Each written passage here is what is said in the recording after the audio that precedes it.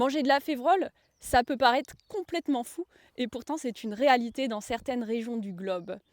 Moi, c'est Fanny Van de Waal, je suis chargée de mission filière à Bio en Hauts-de-France. Et je peux vous dire que la transformation de la févrole pour l'alimentation humaine, c'est quelque chose qui existe déjà en France et qui tente à se développer. Seulement voilà, il y a une contrainte.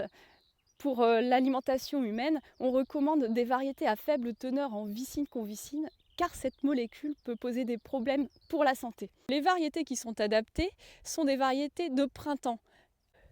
Le hic, c'est que la févrole de printemps a tendance à fleurir sur des périodes de forte chaleur, ce qui peut compromettre le rendement.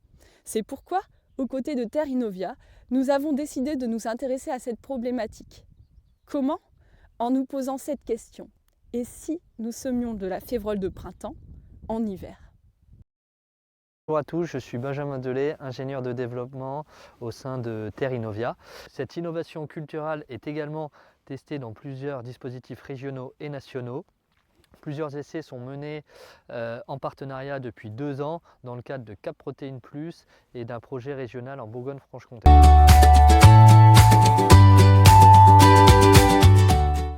Bonjour, moi c'est Florine, je suis alternante en expérimentation à Bio en Hauts-de-France et je réalise le suivi des parcelles de févrole en région. Donc dans le cadre du projet Insérez-les et Légumilab, on réalise le suivi de 5 parcelles, donc il y en a 3 en Picardie et 2 dans le Nord-Pas-de-Calais.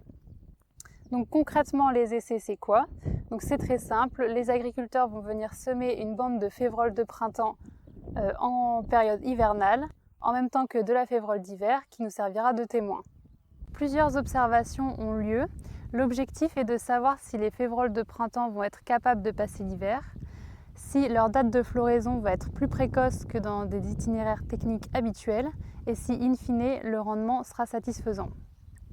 Donc, après 2 ans d'essai, on constate que les févroles de printemps sont capables de supporter les températures hivernales, mais également que leur date de floraison est plus précoce de plusieurs semaines. Pour les rendements, on a constaté l'année dernière qu'ils étaient similaires à ceux de la févrole d'hiver. Et en ce qui concerne les résultats de cette année, on vous invite à les suivre sur le site internet de Bio en Hauts-de-France. Les premiers résultats sont très encourageants. Il est toutefois nécessaire de continuer ces expérimentations sur plusieurs années pour tester la robustesse de cette innovation culturelle. Alors là, on vient de vous présenter un cas concret à la croisée entre des problématiques de production et des potentiels de développement de consommation.